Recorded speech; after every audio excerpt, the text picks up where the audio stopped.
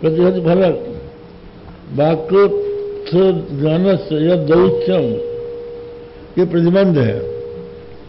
प्रतिबंध अगर हो तो महावाक्य को सुनने के बाद में संशय विपर्य अगर बना रहा तो मोक्ष रूपी फल की प्राप्ति नहीं होती, वह संदेह ही रहता है। बात तो मालूम हो चुकी है। तो उस प्रतिबंध को हटाने के लिए इस शास्त्र का अध्ययन कर ले, जितनी शंकाएं हैं उनका सबका समाधान हो जाएगा।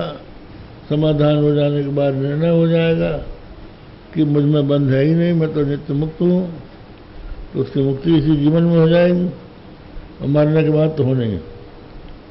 अगतार्थ वर्णक ममतारीशन। अच्छा, अब ये है अगतार्थ वर्णक, ये किसी अन्य प्रमाण से विदित नहीं हो सकता। माने प्रमाणों का प्रमाण क्या है? एक तो क्या है जी, अनधिगत और अबाधित अर्थ का जो प्रतिपादन करता है वो प्रमाण है। अनधिगत माने अन्य प्रकार से जिसका बोध न हो उसका बोध कराने वाला, तो अनधिगत अर्थ बता रहे हैं। ननु यदि ब्रह्मांडतः सिद्धम किम तद विचारेण अयथा सिद्धम न शक्यम विचारयितुम अथा असिद्धम न शक्य अथा सिद्धम न शक्यम विचारयितुम वेदांताद आपात प्रतिपन्नम विचार्यमिति चेत् कियम आपात प्रतिपत्ति है। अब कहते हैं अनधिगत जो जीव ब्रह्म की एकता है वो पहले विदित है कि नहीं है, या ये बोल रहे हैं कि ननु यदि ब्रह्म अन्यतः सिद्धम किम तद विचारेण, ब्रह्म की अगर और किसी प्रकार से सिद्धि हो जाती है तो विचार की क्या आवश्यकता है। अथा सिद्धम, और ब्रह्म यदि सिद्ध ही नहीं है तो भी विचार किसके लिए करेगा? जिसका किसी को ज्ञान ही नहीं है उसके संबंध में विचार नहीं करेगा, और जो ज्ञान हो गया तो विचार क्यों करेगा? ये बात। एक बार एक सभा में किसी अज्ञानी मुसलमान को खड़ा कर दिया, तो वो कहता है, प्यारे भाइयों, यदि आप जानते हैं तो आपसे कहने की जरूरत नहीं है, और अगर नहीं जानते तो भी कहने की खत्म।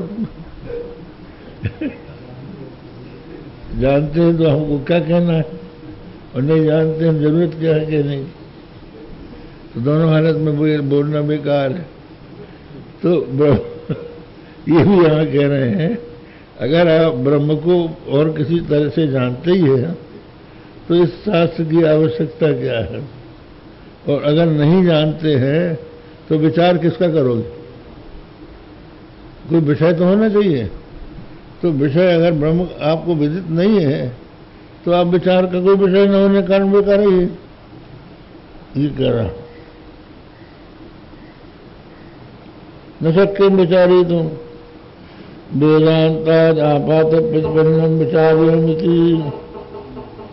तो उसके उत्तर में कहा कि वेदांत से पहले आपात रूप से प्रतिपत्ति हो गई है, माने सामान्य रूप से ज्ञात हो गया है, तब उसका विचार किया जा रहा है। तो बोले केवल आपात प्रतिपत्ति है। ये आपात प्रतिपत्ति क्या है? न पलजन्य,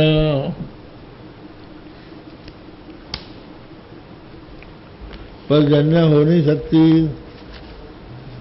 पद कौन? ब्रह्म। ये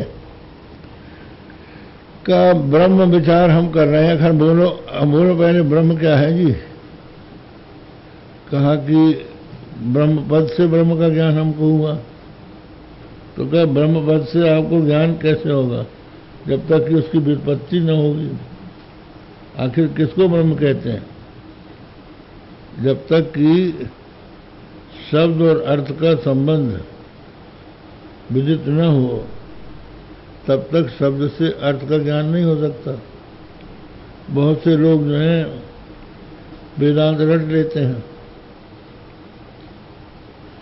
वेदांत की बात करते हैं, लेकिन करते कहते हैं लेकिन उसके अर्थ को नहीं समझते।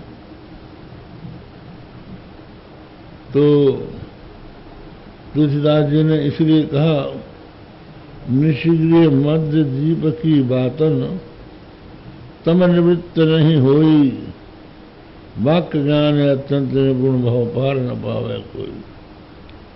रात्रि के समय कोई दीपक की बात करे कि दीपक मिट्टी का होता है, इतना गोल होता है, उसमें तेल भर के बत्ती लगाई जाती है, फिर उसमें उसको लेसा जाता है, ऐसा कोई दीपक का वर्णन करे तो दीपक के वर्णन से अंधकार की निवृत्ति थोड़ी होगी। मधुम करो तो मधुकरा, जो मधु को करे वो मधुकर, ये उसकी बत्ती। तो वो कौन है, क्या है? तो प्रभिन्न कमलोदरे मधुनि मधुकर पिबती, किसी कवि ने कहा प्रभिन्न माने विकसित कमल के उदर में मधुकर मधुनि पिबती। तो विकसित कमल के पेट में मधुकर मधुपान करता है, तो उससे अपने आप मधुकर का अर्थ समझ में आ जाता है। ये भ्रमर है, ठीक है, जो कि कमल में बैठकर कमल के मकरंद का पान करता है। मकरंद समझ गए ना? जो कमल होता है, कमल के बीच का जो गोल हिस्सा है वो कर्णिका कहलाता है, और पखुड़ियाँ रहती हैं। कर्णिका और पखुड़ियों के बीच में मंजरी होती है, ठीक है। मंजरी जो होती हैं उनके ऊपर छोटे छोटे कण होते हैं, उन कणों में रस भरा रहता है। तो जो भौरा है उसकी सूंड जैसे इंजेक्शन की सुई होती है ना, उस तरह से बहुत सूक्ष्म होती है, और वो पोली होती है। तो वो